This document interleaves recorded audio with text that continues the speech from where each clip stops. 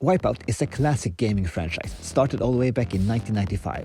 There's a lot to say about the franchise as a whole, but in this video I'm focusing on one particular game, namely the latest one, WipeOut Omega Collection, playable on PlayStation 4 and 5. This superb racer mustn't be overlooked, even now more than 5 years after its release.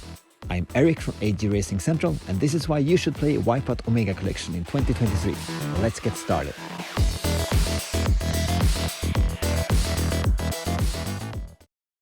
I want to start off by immediately mentioning that WipeOut Omega Collection is available on the PlayStation Plus Premium tier, and it was also a PS Plus Essential game back in 2019. If you added it to your library back then, the game is right there waiting for you. For the uninitiated, what is WipeOut Omega Collection? Simply speaking, it's a bundle of 2 games and 1 expansion. The 2 games are WipeOut HD, originally released for the PlayStation 3 as the first true HD WipeOut game, and the add-on WipeOut Fury that offered new tracks and new Fury-class shaped models for each team. The last game in the bundle is an HD 60fps version of WipeOut 2048 released for the PlayStation Vita in 2012. This game takes place before all other games in the franchise and takes us back to the origins of anti-gravity racing.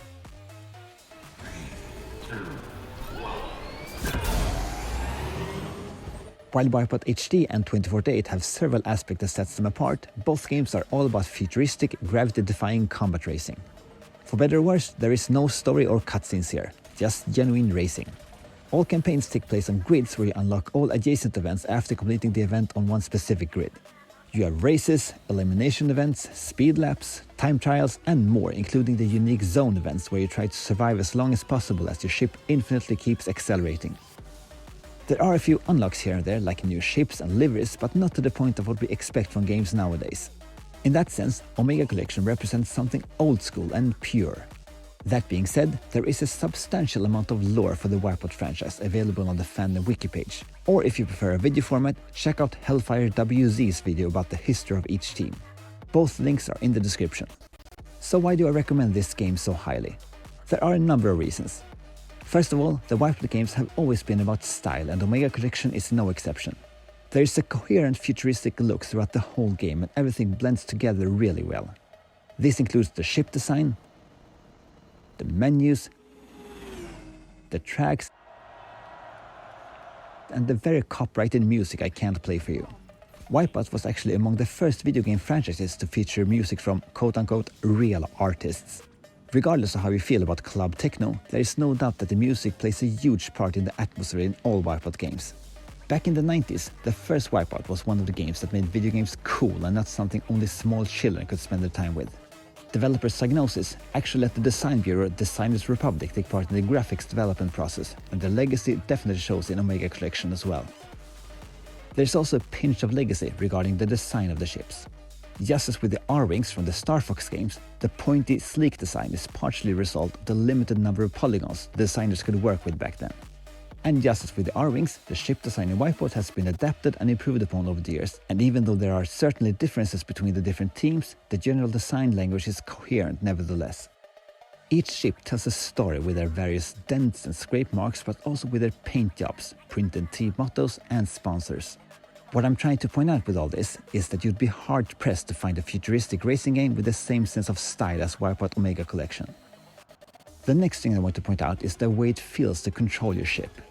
WipeOut Omega Collection is not the only anti-gravity racer I love, and I think Red Dead 2, Pacer and Trailblazers all have the unique look, feel and control gimmicks, but one thing sets WipeOut apart in my opinion. I feel that many AG racers, in spite of putting you in the seat of a hovering vehicle, the ships feel almost tethered to the ground to some extent, which is a bit of a paradox since that's what you shouldn't be in an AG racing ship. Once again, I love Red Dead 2 and pitching is very important in that game, but only as a means to keep you stuck to the track on big vertical changes or to guide your landing once you've left the ground on a big jump. I get the same feeling in both Pacer and Anti-Graviator as well, but in WipeOut Omega Collection it really feels like a repulsor of some kind is stuck to your ship, constantly fighting the forces of gravity as your craft bounces up and down as the layout of the track changes. You also have to use your pitch to either shorten your time in the air to avoid loss of speed or to extend the jump to give you just enough time to do a barrel roll for a huge temporal speed boost when you land. Let's also talk about the progression through the campaign grid and how well paced it is. You are slowly but steadily introduced to the faster speed classes, and even though the regular races and time trials are a pretty standard affair, the other event types breaks everything up on a regular basis.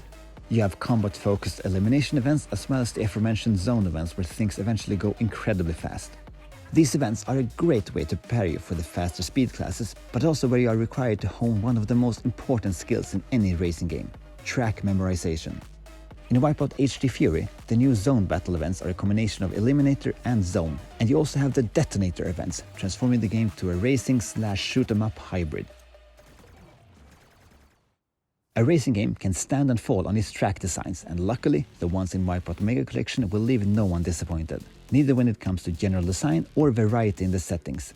Before reaching the end of each campaign, you will have raced through futuristic cities, gigantic stadiums, and even tracks high up in the sky.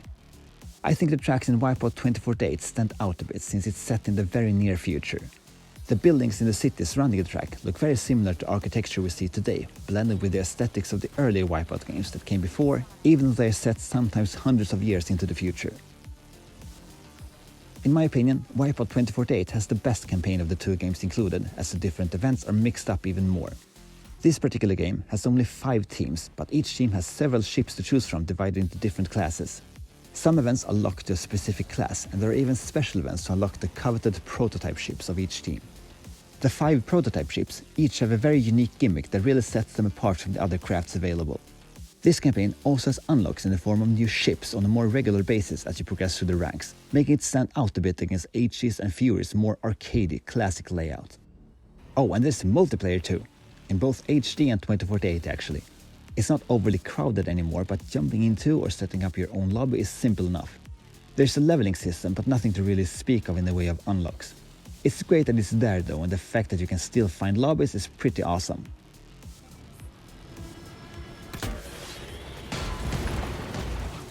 It's also definitely worth mentioning that WipeOut Omega Collection runs really smoothly.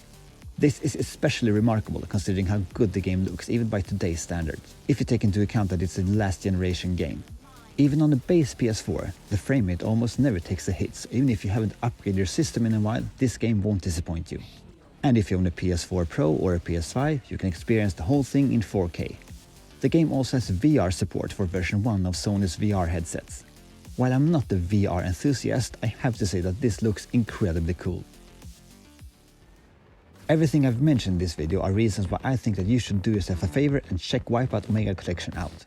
It's a timeless futuristic racer, and if you like racing games in general, I'm confident you like this game too. Do you also think WipeOut Omega Collection is a timeless classic, or do you disagree with me? Feel free to leave a comment with your thoughts. If you like this video, perhaps you'll also like my video about why I think 2023 could be a good year for anti-gravity racing games. Thank you very much for watching. I'm Eric from AG Racing Central, and I'll see you in the next video.